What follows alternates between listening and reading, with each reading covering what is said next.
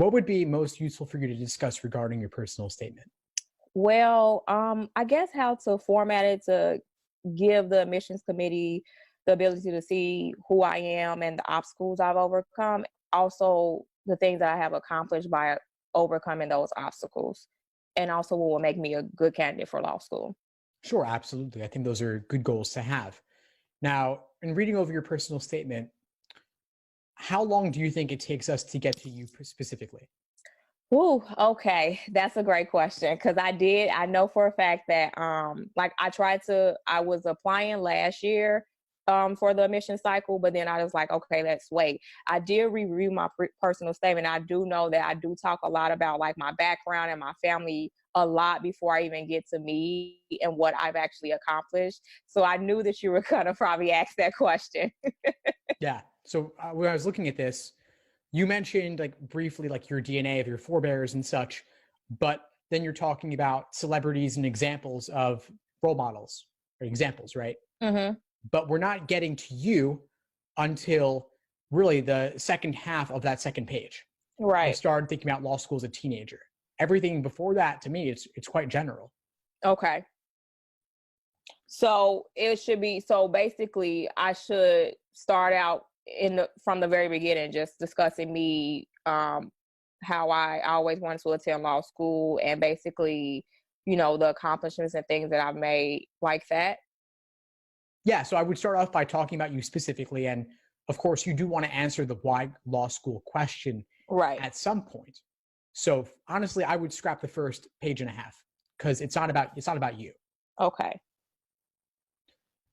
When you get into yourself personally, though, a lot of this becomes like different parts of your resume, right? You Mhm. talk about your career goals, a 4-year degree, college, then the master's degree, and some of your work there. But we're not getting deep enough. I think this is overall running the risk of telling rather than showing. Okay. It's a little bit formal, it's a little bit too objective. I want us to see the world through your eyes and gain the insights that you gained. And I think you could do that. The experience that you have is there. Your nonprofit work could be a good opening to talk about why law school, and especially, of course, your role as an advocate. You're helping underserved kids, you're helping them with education, you're helping them find jobs, and you have a passion for social justice. I want that to shine through much more. Okay. So, could you pick one story? Could you tell one story about one kid that you helped or one insight you had about your work in nonprofit management, which I would imagine is an area that has tons of bureaucracy? Yeah, it does. That's yeah, I didn't think about to choose like one story because I have so many. Growing up where I grew up on the south side of Chicago and witnessing the things that I have witnessed, helping those same type of students, like they all have so many stories. So I guess you're right. I have to figure out one story to tell. Think about it this way. So, you have statistics, we know all kinds of information about the number of people dying each year from malaria or suffering from homelessness or poverty or things like that. But what do TV commercials do? They highlight one particular story. They have that That's one true. heart-wrenching photo or video of that kid, and that makes people open their wallets in a way that numbers never could. That's true. And I'm not saying you necessarily want to like play on their emotions in that way, but you do want to capture their interest. And the way you capture their interest is by telling a story, giving some specifics, and then showing from there. I was trying to help this one kid, but bureaucracy got in the way and I had to look up the rules and regulations, something along those lines. It's interesting you say that because as someone who works in higher education and works in the financial aid office, I do know for a fact one thing that always bothered me was the fact that DACA students could not get financial aid. And it was nothing that they did personally. It was the fact that their parents weren't US citizens. So they weren't US, so they couldn't get it. And it just used to always break my heart to have to tell them, like, unfortunately, there's nothing we can really do for you, because I just feel like it's unfair. We're punishing the children because the parents wanted to have them have a better life. And now they can't even get that because how are they going to go to school? So I used to always hate that. Like, that was one thing I was like, oh, I really don't want to go out here and talk to the student, but I have no choice. I can't bend the rules. It's a federal law. I can't change it. I can't say, well, we're going to give you a little bit. I just couldn't do it. And it used to always break my heart because a lot of those students did really want a better life, but they was like, I have to drop all my classes. There's no way I can pay for this. So. And it's a story that you should tell. I want to see that come out. I want to see that frustration come out where you're, in a way, you're hitting a wall. And then you use that as fuel to help you want to become an advocate. You want to help serve those kids. Maybe you even want to change laws. Maybe you want to find ways to work to better help those kids, even within the laws. Maybe there are some regulations or some loopholes that you could discover through your research that could help them advocate for themselves as best as possible. Okay. But jump right in. If you're working with DACA students, that's a great starting off point. I want to see that first and foremost, right up front. You don't need to talk about Oprah or Condoleezza Rice or anyone else like that. You have your own story to tell. Focus on that. Okay. And go deep on this. Don't list the high school debate. You don't need to cover that. Focus specifically on your role in nonprofit work, nonprofit management, helping students, helping families, and specifically through the legal lens. You want to show them that you have a real understanding of the law. I know you mentioned that you don't know any lawyers, but you do know what it's like to deal with the consequences of laws. Yes. And so even if you are not a lawyer yourself, of course, you still have a sense of how these regulations and rules, how the general regulations have very concrete consequences for real people. And I think law schools, they want to see that. They want to see that you know what law is actually like and what the consequences are actually like. In law school, you'll be dealing with fact patterns, real world situations that you have to interpret through the lens of the various principles that could apply. And you've seen that on the ground. You've experienced that. You've seen your clients experience that. And so you can show that you do know what law is like. You do know what the practice of law is like, even if you haven't done it yet.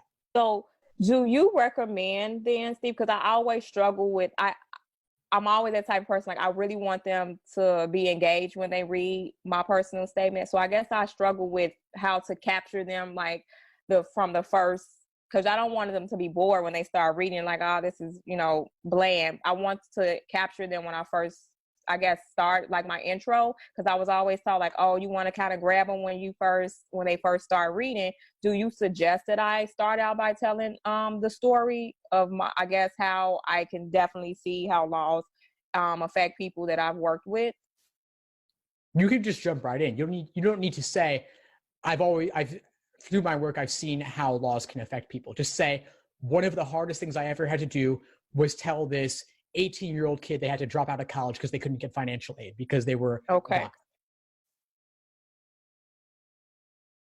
And you could say this particular student was studying XYZ topic, and you don't need to go into a ton of detail about them, but a little bit of detail can make the story come alive more. Okay.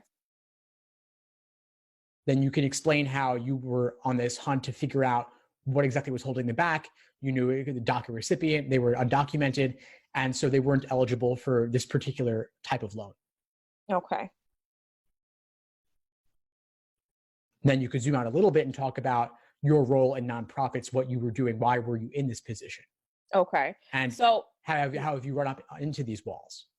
So when I talk about my roles in nonprofits and how I was in those positions, is this where I start talking about like some of the things that I've established while I was there? Because, working at a college, we took on the task of trying to kind of eliminate food insecurity with regards to students on campus. So I was one of the people that spearheaded the first meal pantry that we had on campus for our students. So do I talk about that in there, or should something like that be kind of like left for like my resume with regards to my leaderships and my accomplishments and the things that I've, accomplished while at work? It's a great question. So you definitely want them to know about the meal pantry, but unless you can directly tie it to the story that you're telling, okay, I wouldn't include it. Trust They will read the resume, they will see it there, but anything directly tied to that story is fair game if you can relate it. I just don't want you to run the risk of laundry listing everything you've done in your position that is impressive. Okay. Now, what would you say would be the most appropriate length for a personal statement? Because I know you saw mine and it was pretty lengthy. So, what would you say is the most appropriate length for a personal statement, or does it vary school to school? Typically, you're looking to make it no more than 2 pages double Okay. spaced. So I would suggest, like I said, chop out the first page and a half because that wasn't really about you. Okay. Then rewrite a draft with this feedback in mind. Okay. And that new rough draft could once again be 3 pages or 4 pages. And then you will have to aggressively chop it down so that every word counts. But I want the new rough draft to be all about you and all about your work specifically in this Okay. nonprofit role. Okay, so I'll make sure to do that. I'm trying to think if I had some more questions too, because so once I do, so it should be all about me, all about my work in nonprofits. So it was a part in there about I guess my daughter. So should that be scratched out too? Because I put a part at the bottom about I basically that was part of my why of why I'm going. Should that be scratched out too as well? If you're not able to relate it to the main topic, I Okay. wouldn't include it. I do think some of the themes in this draft related to your background and diversity and such, you could include that in a diversity statement. That okay. Okay. But just do everything you can to keep it personal. So definitely no quotes. And there are ways to reference role models, but you've got to tie it into yourself. To the story. Okay. Okay. Well, this was very helpful, extremely helpful. So I got some writing to do. Yeah. I'm really glad we connected, Brittany. Me too. Before we sign off, what would you say is the biggest insight you got from our call today? That my personal statement really should be about me. And it also helped me realize that I actually have really accomplished some things in my previous work history. Because honestly, at first I was like, I don't even know exactly if the things that I have done are considered grand enough for law school. But speaking with you, it actually makes me believe that it really is, because I didn't think about telling a story about some of the experiences that I've had, and it just made me remember about how I really do feel when I have to tell these students that I can't give them any money for school, and how that actually does tie into how the law is actually working against them. So this was definitely insightful. Glad I was able to help. Please keep in touch and let me know if you need anything as you move forward. I will do. Thank you. My pleasure, Brittany. Take care. You too. Thanks for tuning into the show. Please subscribe if you haven't done so already to be notified of new episodes as I release them. And feel free to reach out if you need anything at all as you move forward with your prep. I'm happy to help however I can. In the meantime, I'll wish you all the best and take care.